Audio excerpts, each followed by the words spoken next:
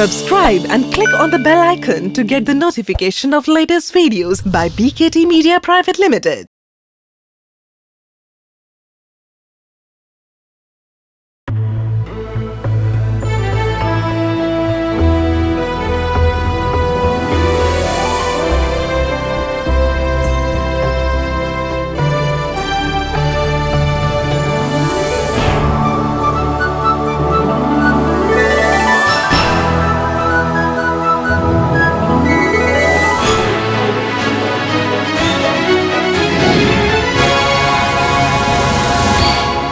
Big Business Ideas. राह संघर्ष की जो चलता है वो ही संसार को बदलता है। जिसने जीती है रातों की जंग वही सूर्य बनकर निकलता है। और आपके बिजनेस को बिजनेस लॉज की रोशनी देने के लिए एक बार फिर से शिल्पा भावना आ गई है आपके टेलीविजन स्क्रीन पर लेकर आपका चहेता कार्यक्रम big business ideas powered by Tap Fox beyond socialising. किसी भी देश की अर्थव्यवस्था को सशक्त बनाने के लिए ये बेहद जरूरी है कि अधिकतर नागरिक देश की जीडीपी को बढ़ाने में योगदान दें और इसके लिए आवश्यक है कि देश में नए व्यवसायियों को पूरी तरह से प्रोत्साहित किया जाए। इसी के मद्देनजर भारत में लॉन्च किया गया है स्टार्टअप इंडिया। क्या है स्टार्टअप इंडिया, कैसे होते हैं इसके बेनिफिट्स और कैसे आप करवा सकते हैं इसमें रजिस्ट्रेशंस, इन सभी सवालों के समंदर से जवाब के मोती निकालने के लिए हमेशा की तरह हमारे स्टूडियो में आ रहे हैं the author of the business books, the philanthropist, the big business expert mister Sunil Kumar Gupta. नमस्कार सर, बहुत बहुत स्वागत है सर। धन्यवाद। Please have a seat. Sunil ji, हम लोग जब कोई व्यवसाय शुरू करते हैं तो उसी को कहा जाता है कि हमने एक स्टार्टअप किया है। लेकिन अगर हम भारत की बात करें तो सिर्फ आज नहीं बल्कि काफी सालों पहले से कभी ना कभी तो किसी ने अपना बिजनेस शुरू किया ही होगा, क्योंकि जिनके व्यवसाय आज एस्टैब्लिश हैं उसकी शुरुआत कभी तो हुई है। लेकिन अगर हम अब के समय की बात करें, हाल फिलहाल ये जो स्टार्टअप नाम का एक शब्द है जिसे कह सकते हैं कि एक नई मार्केटिंग मिल गई है, तो क्या ये कुछ अलग है या फिर हमेशा से जो चला आ रहा स्टार्टअप का एक कॉन्सेप्ट है वही है? नहीं, ये बहुत अलग है। पहले भी स्टार्टअप थे, पहले भी लोग अपने दम पे अपना एक आइडिया होता था उनके पास कैपेबिलिटीज होती थी जी, और वो अपना उद्योग धंधा लगाते थे, अपना यूनिट लगाते थे, सर्विस सेक्टर लगाते थे, कोई नया प्रोसेस डेवलप करते थे, नई नई इनोवेशन करते थे। लेकिन उनको सब कुछ अपने आप करना पड़ता था। गवर्नमेंट की तरफ से कोई खास सुविधा उनको नहीं थी। पहले कभी किसी ने सोचा नहीं। ये माननीय प्रधानमंत्री जी मोदी जी का एक यूनिक आइडिया है। लेकिन जब हम कहते हैं कि व्यवसाय अपना शुरू करना है तो वो ऑटोमेटिकली स्टार्टअप हो जाता है। लेकिन अगर हम गवर्नमेंट की स्कीम की बात करें जो कि है स्टार्टअप इंडिया, इसमें स्टार्टअप को कैसे डिफाइन किया गया है? यदि कोई नया इनोवेशन आप कर रहे हैं जी, और कोई नई प्रोडक्ट डेवलप कर रहे हैं, हाँ। तो उसको स्टार्टअप की कैटेगरी में डाल दिया, हाँ। उसके लिए एक रजिस्ट्रेशन कर दिया, सिंगल विंडो कर दी। मतलब बहुत सारा जो सपोर्ट है वो सरकार की तरफ से इस काम के लिए मिल रहा है। बहुत सारे इंसेंटिव भी मिल रहे हैं आपको, बहुत सारे लॉ आपके लिए हटा दिए गए हैं। तो जिससे कि यदि आप कोई इनोवेशन कर रहे हैं तो क्योंकि आप टेक्नोक्रेट हैं जी, या आपके पास कोई आइडिया है जी, और आपके पास कैपेबिलिटीज भी है, या आपके पास सिर्फ आइडिया है, किसी और के पास कैपेबिलिटीज है, आप दोनों ने एक टीम बना ली जी, और कोई नई इनोवेशन, कोई नया क्रिएशन कर रहे हैं, तो सरकार अब कहना चाहती है कि अपना पूरा ध्यान, अपनी पूरी क्रिएटिविटी, सब कुछ अपने मैन्युफैक्चरिंग जो आप कर रहे हो या जो सर्विस दे रहे हो या जो प्रोसेस डेवलप कर रहे हो उसमें लगाओ। जो कानून है जो पहले आड़े आते थे, क्योंकि हमारे देश में कानून बहुत ज्यादा हैं, तो उनमें से बहुत सारे कानून से आपको एग्जेम्प्ट कर दिया गया। ओके। तो इसीलिए स्टार्टअप को एक कैटेगरी बना दी गई, उसमें कुछ एलिजिबिलिटी रख दी गई कि कौन लोग उसमें आएंगे। सरकार ने पहले मेक इन इंडिया चलाया, तो उससे मैन्युफैक्चरिंग सेक्टर में बहुत बड़ा बूस्ट मिला। आज हमारा मैन्युफैक्चरिंग सेक्टर अगर पिछले साल की बात करें तो 9.5 की दर से बढ़ रहा है। उससे पहले ये 5.5 था और उससे पहले और भी कम था। अब स्टार्टअप आया, स्टार्टअप आने से आप नए नए इनोवेशन होंगे। आप देखेंगे तो बड़े हॉस्पिटल विदेशों में डॉक्टर या जितने भी इनोवेशन चल रही हैं या जितनी भी नई डेवलपमेंट हो रही हैं, उन सब में Indian scientist, Indian doctor, Indian engineers ही हैं। इंडियन ब्रेन वर्ल्ड वाइड है, हर जगह आपको इंडियन ब्रेन मिलेगा। तो वो ब्रेन वापस हिंदुस्तान में आए, हिंदुस्तान में ही काम करे जी। और हिंदुस्तान के ही डेवलपमेंट में भागीदार बने जी। और उसको वो सारी सुविधाएं जो उसको विदेश में मिलती हैं, जी। बल्कि मैं कहूंगा उससे ज्यादा सुविधाएं यहाँ मिले।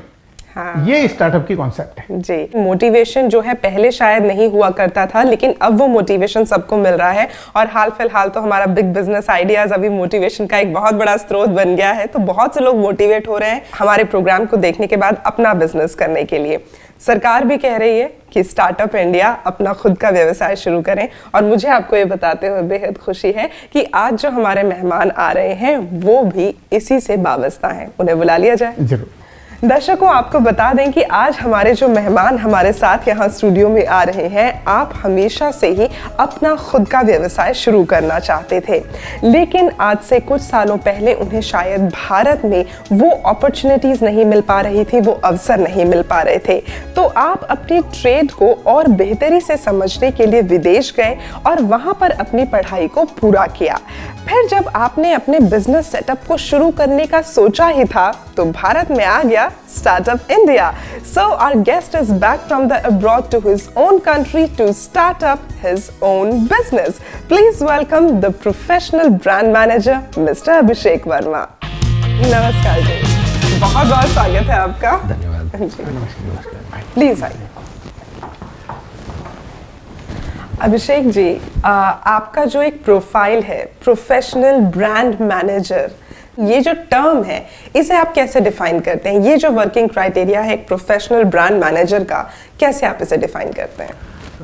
बेसिकली ब्रांड मैनेजर का जो कॉन्सेप्ट होता है, इसके पीछे ये होता है कि आप किसी भी ब्रांड को अगर स्टार्ट करना चाहते हो किसी भी कंट्री में, तो उसके डिफरेंट पैरामीटर्स होते हैं। Okay. जैसे आपका डिज़ाइन डिपार्टमेंट हो गया, आपका प्रोसेस हो गया, आपका मैन्युफैक्चरिंग हो गया, आपका रिटेल हो गया और आपकी मार्केटिंग हो गई। जी।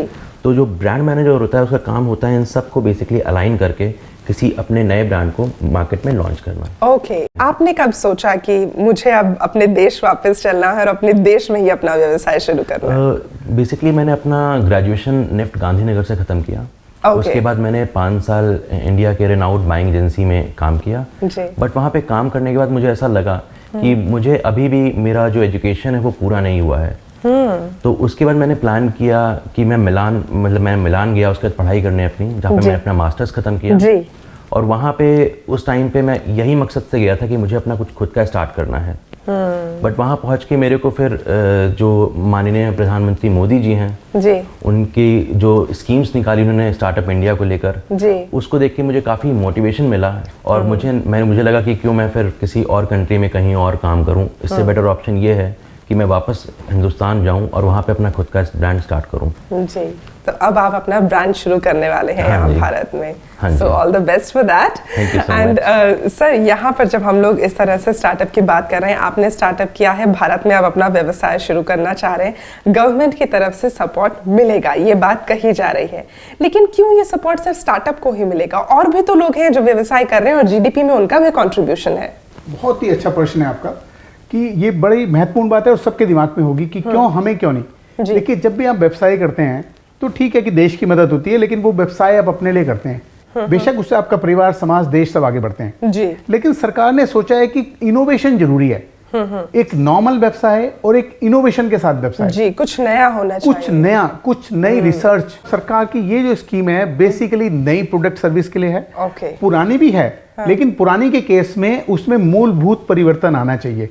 ये नहीं होना चाहिए कि एक प्रोडक्ट बनी हुई है उसमें आपने एक और वैल्यू एडिशन किया तो एक नई प्रोडक्ट बन गई। वैल्यू एडिशन नहीं है, it has to be innovation. Innovation. उसमें एक और राइडर भी है कि आप 5 साल से पुराने नहीं होने चाहिए और आपकी टर्नओवर पिछले 5 साल में 25 करोड़ से ज्यादा नहीं होनी चाहिए। हम लोगों ने कुछ लोगों से बात भी की थी तो हमें कुछ और भी पता चला है, आपको दिखाना चाहेंगे। स्टार्टअप में 97% क्विट कर जाते हैं क्योंकि लोगों के पास पेशेंस नहीं होता उस चीज़ का कि हम ग्रो कर पाएंगे या नहीं कर पाएंगे इस चीज़ को छोड़ के। जो 3% बचते हैं लोग, खाली उन्हीं के अंडर वो लोग एम्प्लॉयड होते हैं आज। पिछले 2-3 सालों में बहुत सारी स्टार्टअप्स इमर्ज हो रही हैं डिफरेंट फील्ड्स में, और इस फाइनेंशियल ईयर से हमारी गवर्नमेंट ने भी स्टार्टअप्स के लिए बहुत अच्छे प्रोग्राम्स निकाले हैं, उनके लिए नई एग्जेम्पशन लिमिट्स निकाली हैं, उनके लिए बहुत सारे अलग बेनिफिट्स भी निकाले हैं। क्या बेनिफिट आ गए? सबसे पहला बेनिफिट है कि ये ऐप बेस है। आपके मोबाइल फ़ोन के ऊपर आप उस ऐप को डाउनलोड कर लोगे, उसी के थ्रू आप अप्लाई करेंगे, ऑनलाइन ही आपका रजिस्ट्रेशन होगा और आपकी जितने भी आपने जो भी कुछ आप करेंगे, जो भी आपको एग्जाम्शंस मिलेंगी, जो भी आपके रजिस्ट्रेशन होंगे, वो सब आप उस ऐप के माध्यम से उसमें सारे सीमलेस तरीके से सब सुविधाएं दी हुई हैं, आपके सारे रजिस्ट्रेशन उसके माध्यम से हो जाएंगे। दूसरा एक बहुत बड़ा बेनिफिट है कि सेल्फ सर्टिफिकेशन। सरकार यूथ को एक ऑटोनॉमी देना चाहती है, उनके ऊपर एक विश्वास करना चाहती है कि जो आप सेल्फ सर्टिफाई कर देंगे हम उसे मानेंगे बिल्कुल ठीक है। मतलब उनको बहुत सारे लेबर लॉ और बहुत सारे इन्वायरमेंटल लॉ, इन दोनों से एग्जेम्पशन रहेगी। उनके कंप्लाइंस करने के लिए उनको सेल्फ सर्टिफिकेशन देना पड़ेगा कि मैंने इन दोनों को कंप्लाई कर लिया।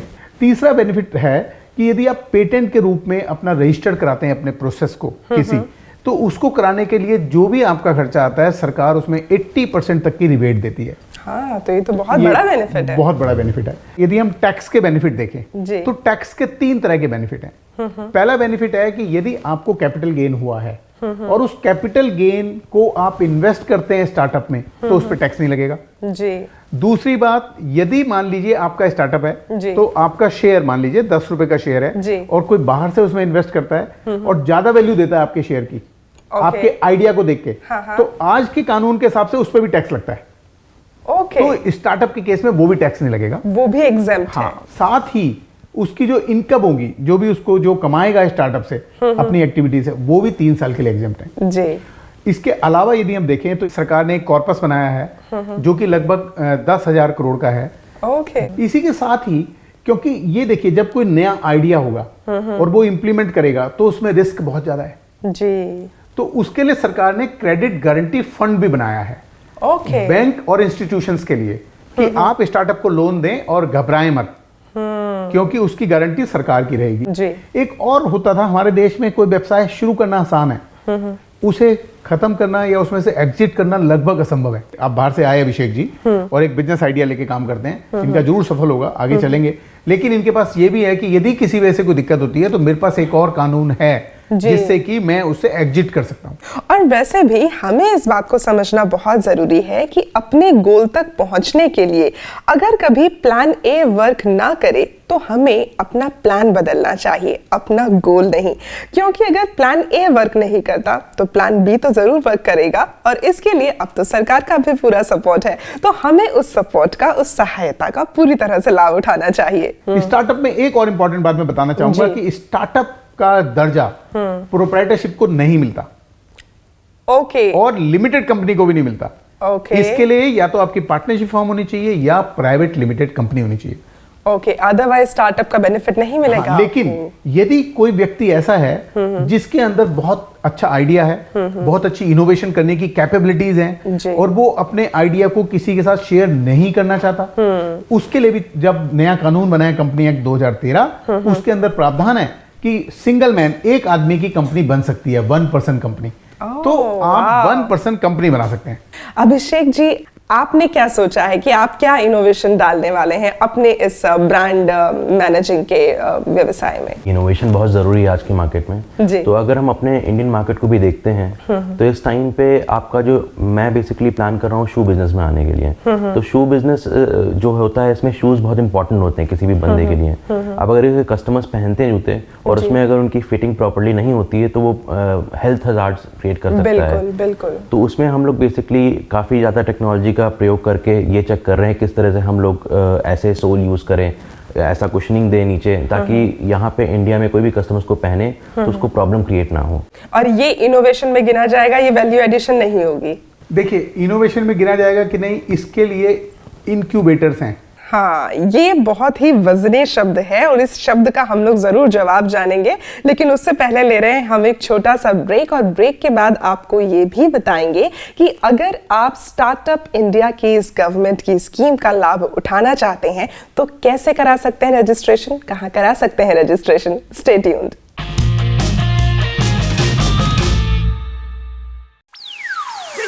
Hey, what's up? This is Hardcore. Oh, yeah. And you are watching me on Big Business Ideas. Like this. Only on Z Business. Gotta move ya, look after your business. Your body, baby. Move your body, baby.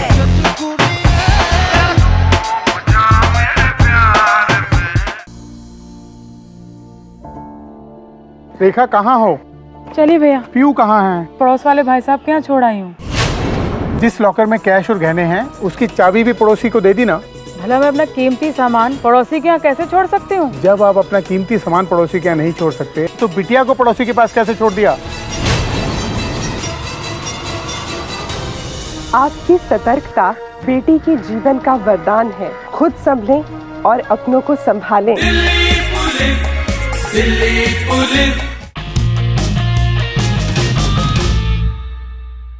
Break के बाद एक बार फिर से स्वागत है आपका। आप देख रहे हैं big business ideas powered by Tap Fox और हम लोग आज बात कर रहे हैं स्टार्टअप्स के बारे में, स्टार्टअप इंडिया के बारे में। ब्रेक पे जाने से पहले आपने सुनील जी एक बड़ा ही खतरनाक वर्ड कहा था, इनक्यूबेटर। ये क्या होता है? अलग अलग विषय के लिए, अलग अलग इनोवेशन के लिए, अलग अलग विषय पे इनोवेशन करने के लिए अलग अलग इंक्यूबेटर होते हैं जी। वो इंक्यूबेटर या तो हमारे पोस्ट ग्रेजुएट कॉलेज जो होते हैं उनमें होते हैं, या यूनिवर्सिटीज में होते हैं, IITs में होते हैं, NITs में होते हैं। क्या काम करते हैं इंक्यूबेटर्स? ये रिसर्च करते हैं बेसिकली। और आप यदि कोई आपके पास इनोवेटिव आइडिया है, रिसर्च है और आप उनको देते हैं तो वो उसको वेरीफाई या सर्टिफाई करते हैं कि हाँ आपकी इनोवेशन नई है और आपकी वो वैलिड है। Okay, that is how it is connected to startup India. Yes, startup India के लिए जब आप रजिस्ट्रेशन के लिए अप्लाई करते हैं तो आपको 6 बेसिक क्राइटेरिया पूरे करने बहुत जरूरी हैं। तो उनमें से यदि पहले 3 हम देखते हैं तो वो इनक्यूबेटर से रिलेट करते हैं कि पहला आपको एक सर्टिफिकेट ऑब्टेन करना पड़ता है इनक्यूबेटर से कि आपका प्रोडक्ट जो है ये एक इनोवेटिव प्रोडक्ट है। हाँ, इनक्यूबेटर जो होगा वो इनक्यूबेटर कौन सर्टिफिकेट देगा? या तो वो इनक्यूबेटर पोस्ट ग्रेजुएट कॉलेज का इनक्यूबेटर होना चाहिए जी, या वो एक ऐसा इनक्यूबेटर होना चाहिए जो गवर्नमेंट फंडेड है, या ऐसा इनक्यूबेटर होना चाहिए जो कि गवर्नमेंट एक रिकॉग्नाइज्ड है। तो 3 तरह के इनक्यूबेटर्स हो गए, उनकी पूरी लिस्ट भी वेबसाइट पे दी हुई है। उनसे आपको ये सर्टिफिकेट ऑब्टेन करना पड़ेगा। बिल्कुल। इनक्यूबेटर के अलावा और 3 रास्ते हैं। उनमें से पहला रास्ता हुआ कि आपने एक फंड ढूंढा, या तो वो इंक्यूबेटर फंड हो या एंजल इन्वेस्टर हो, लेकिन वो जो भी फंड हो वो सेबी के पास रजिस्टर्ड होना जरूरी है। ये सेबी जो होता है security exchange board of India होता है, ये एक रेगुलेटर है जी। वो फंड यदि आपको एक सर्टिफिकेट देता है कि वो 20% से ज्यादा इक्विटी या 20% इक्विटी आपके आइडिया पे या आपके प्रोजेक्ट पे या आपके कॉन्सेप्ट पे या आपके प्रोसेस में या आपके सर्विस जो आप लगाना चाहते हैं में लगाना चाहेगा तो आप फिर एलिजिबल हो जाते हैं स्टार्टअप में रजिस्ट्रेशन के लिए जी।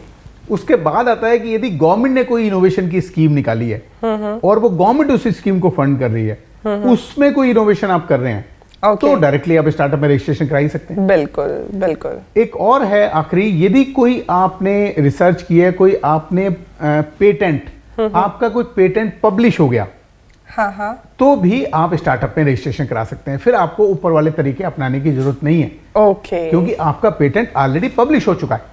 अभिषेक जी, आपने किस तरह से अपना एक बिजनेस प्लान बनाया है या क्या आपने स्ट्रैटेजी अपनाई है to promote your kind of business, क्योंकि ये एक यूनिक तरीके का बिजनेस है जो हमें सुनकर लगता है। हाँ, बेसिकली मेरे बिजनेस में जैसे आपने बोला किसी भी बिजनेस को गवर्न करने के लिए जो कंप्लीट कंपनी का बिजनेस मॉडल होता है वो इम्पोर्टेंट होता है। बिल्कुल। उसमें आपको मार्केट में एक वैल्यू प्रपोजिशन ऑफर करनी पड़ती है जो पहले एग्जिस्ट ना करती हो या बहुत ही इम्प्रूव तरीके से मार्केट में प्रेजेंट कुछ अलग हो उसके अंदर। हाँ जी। तो अपने कंपनी में मैंने ये किया कि हमारा मेजर जो फोकस है वो बेसिकली डिजाइनिंग एरिया है। तो मेरे बिजनेस मॉडल में मेजर जो मेन चीज़ है वो बेसिकली इसी चीज़ की है कि वो इनोवेशन से काफ़ी इंस्पायर्ड रहेगा। हम लोगों ने अभी कुछ लोगों से बात की थी और हम लोगों ने पाया कि जब उन्होंने बिजनेस शुरू किया था तो उनको कुछ दिक्कत आई थी। वो दिक्कत आगे ना आए उसके लिए हमें उसे यहाँ डिस्कस करना ज़रूरी है। When I resigned from my last job, तो that time my salary was somewhere around 7,500, तो कैपिटल जमा करना बहुत मुश्किल था। तो हम अपने घर में से ही काम किया करते थे। तो मेरा फर्स्ट इन्वेस्टमेंट था मेरा कंप्यूटर, तो हम बहुत मुश्किल से जुटा पाए थे 25,000 रुपया। तो वो मेरा you can say seed capital, you can say that. तो दैट्स हाउ वी स्टार्टेड। जब ऑटोमोबाइल का शुरू किया तब हमको कंपनी ने बोला था कि 1 महीने के अंदर आपको ये सब रेडी करके देना है, जैसे शोरूम, वर्कशॉप से लेके सब चीज़, और फाइनेंस की भी वो टाइम पे बहुत दिक्कत थी। तो पूरा 1 महीने पहले मालूम नहीं था कि हमको डीलरशिप मिलेगी, और पूरा फाइनेंस से लेके सब 1 महीने में ख़त्म करना बहुत चैलेंजिंग जॉब थी। तो जब कोई व्यक्ति अपना व्यवसाय शुरू करता है, सबसे बड़ा चैलेंज तो ये कि पहला प्रोजेक्ट है, मुझे अपने आप को प्रूव करना है, दूसरा फाइनेंस भी लेकर आना है। आपने भी ऐसा कुछ फेस किया है अभी तक? जी बिल्कुल, मतलब अपने आइडिया के साथ तो मैं आया मार्केट में, बट मेन प्रॉब्लम हमेशा फाइनेंस की रहती है। वो आपको कहीं ना कहीं से करना पड़ता है। पर जो स्टार्टअप इंडिया, इसके थ्रू अब मैं कोशिश करूंगा कि कुछ हमें उसमें से कुछ फंड्स मिल पाए एंजल इन्वेस्टर या किसी के पास से। आप मैन्युफैक्चरिंग की तरफ भी देखते हैं? इस पॉइंट ऑफ टाइम पे करंटली ऐसी है कि जो क्वालिटी लेवल की हम बात कर रहे हैं वो बेसिकली हम कॉम्पीट करने की बात कर रहे हैं गुची, अरमानी, फरागानी। बिल्कुल। सो इनसे कॉम्पीट करने के लिए हम लोग ने क्या प्लान किया है कि इमीडिएटली तो अभी इंडिया में ऐसी जो कंपनीज बनाती हैं इस तरह के प्रोडक्ट, वो सारा एक्सपोर्ट पे ध्यान देती हैं। डोमेस्टिक मार्केट में इतना किसी ने सोचा नहीं, और ना ही आपके पास इतने ज़्यादा उस कॉम्पिटिटिव लेवल पे ब्रांड्स मार्केट में हैं। सो इसलिए हम लोगों ने ये प्लान किया है कि अभी हम ये जो प्रोडक्शन है वो आउटसोर्स करवाएंगे, but down the line after 1 year और 1.5 ईयर्स हम लोग इस चीज़ को अपने मतलब इंडिया में खुद स्टार्ट करवाएंगे। तो ये एक बहुत अच्छी बात है। लेकिन यहाँ पर सुनील जी, मैं आपसे जानना चाहूँगी, जैसे आप बता रहे हैं कि अब आप शुरू करना चाहते हैं, 1-1.5 साल बाद आप कोशिश करेंगे कि मैन्युफैक्चरिंग भी अपना शुरू करें। स्टार्टअप आपने बताया कि 5 साल के बाद आप स्टार्टअप की कैटेगरी से बाहर हो जाते हो, लेकिन अगर आप इस 1-1.5 साल में ही अपना मैन्युफैक्चरिंग शुरू करते हैं तो भी क्या स्टार्टअप के लिए कुछ बेनिफिट है? क्योंकि स्टार्टअप है, स्टार्टअप के सारे बेनिफिट मिलेंगे, सिवाय एक बेनिफिट के, जो टैक्स बेनिफिट है, जो आपकी इनकम के ऊपर टैक्स लगता है, उसके लिए एक इंटर मिनिस्ट्रियल ग्रुप बनाया हुआ है, जिसमें कि DIPP, department of industrial policy and promotion जी, और 2 और department of science and technology और डिपार्टमेंट ऑफ बायोटेक्नोलॉजी। ये 3 डिपार्टमेंट मिलके डिसाइड करते हैं, उसमें ये 15-20 से महीना भर लेते हैं कि आपको टैक्स एग्जेम्पशन मिलेगी कि नहीं मिलेगी।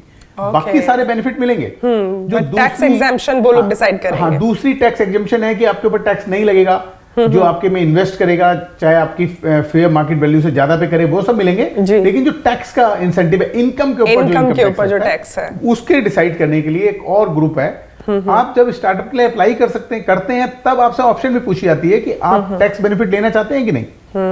उस समय आप नहीं भी बोल के बाद में भी ले सकते हैं उसे, और उस समय भी अप्लाई कर सकते हैं।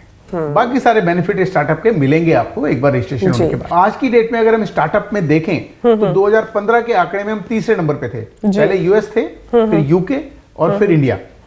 तो लेकिन अब हम 2रे नंबर पे, अब जो आंकड़ा आएगा उसमें शायद हम 2रे नंबर पे होंगे, क्योंकि तेलंगाना गवर्नमेंट ने एक नई स्कीम चालू की है 2000 करोड़ के बजट से, जो संसार का सबसे बड़ा इंक्यूबेटर बना रहे हैं, जिसमें लगभग 5000 स्टार्टअप को वो अगले 5 साल में डेवलप करेंगे। My God. उसके बाद हम 2रे नंबर पे आ जाएंगे, हम वर्ल्ड में, संसार में 2रे नंबर पे होंगे स्टार्टअप्स में। So on that note, we are going to take a break. Break के बाद जवाब देंगे उन सवालों के जो आपने हम तक पहुंचाए हैं। Stay tuned.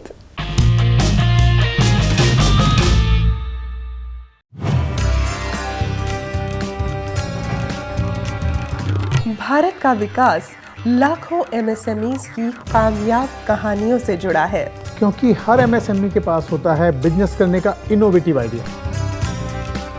और अगर आप भी कर रहे हैं अपने बिजनेस में कुछ अलग या नया, तो आइए और बनिए हमारे मेहमान। Only on Big Business Ideas. Write us on info@bigbusinessideas.in. अच्छा किया बबलू, जो तुम इन छुट्टियों में यहाँ रहने चले आए। तुम होते हो तो मुझे श्रेया की कोई चिंता नहीं होती। अच्छा, मैं चलती हूँ, ऑफिस के लिए लेट हो रहा है।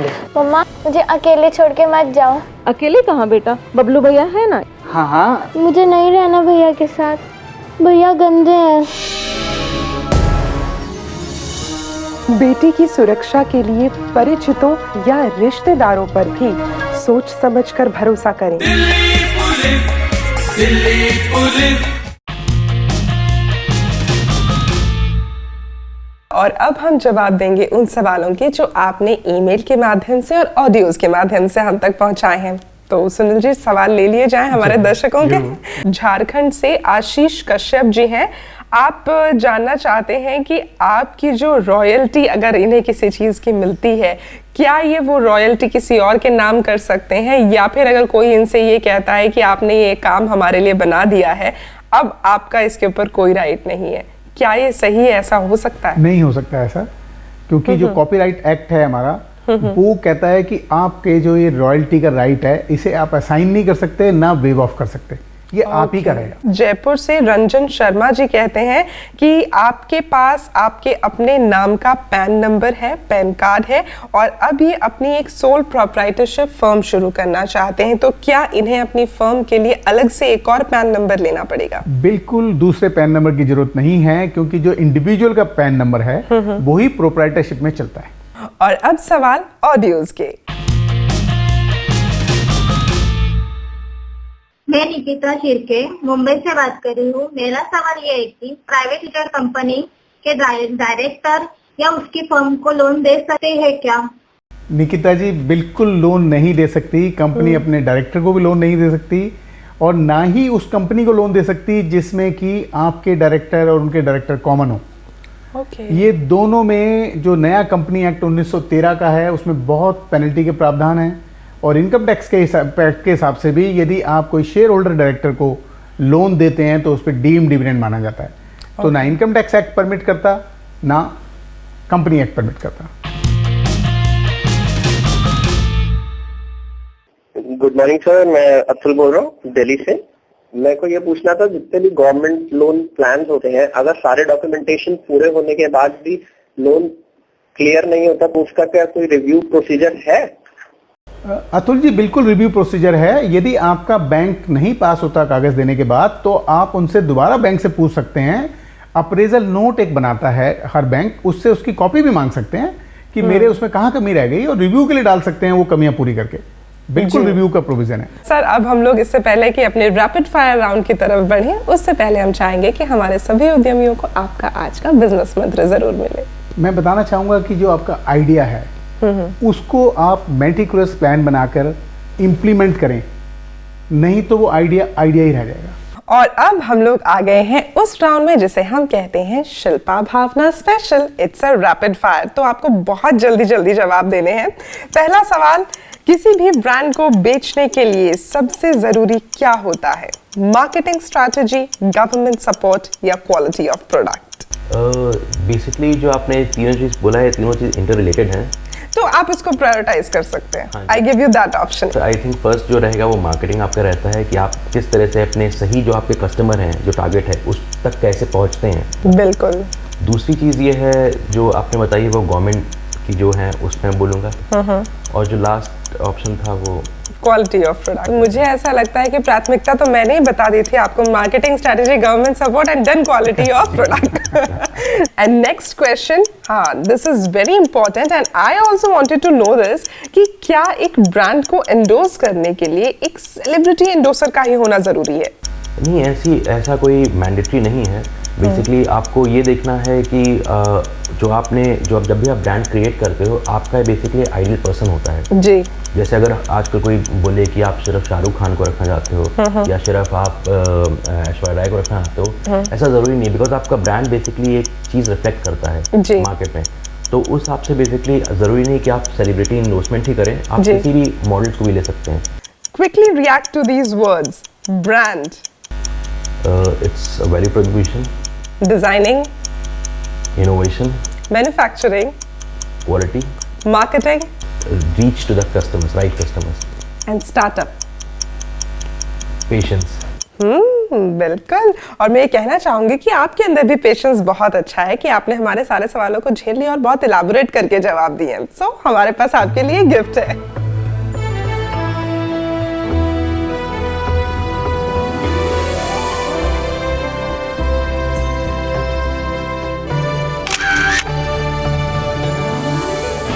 और दोस्तों, जाने से पहले आपसे ज़रूर कहना चाहूँगी कि अगर ज़िंदगी में कुछ अलग करना है तो भीड़ से हटकर चलिए, क्योंकि भीड़ साहस तो देती है लेकिन पहचान छीन लेती है। इसीलिए हमेशा अपनी पहचान को बनाइए और अपने व्यवसाय को आगे बढ़ाइए। अगली बार होगी आपसे मुलाकात। शिल्पा भावना को आज के लिए दीजिए इजाज़त। तब तक के लिए कीप योर बिजनेस प्रॉफिटेबल। अपना और अपनों का ख्याल रखिए। Thank you so much. जय हिंद। Big business ideas.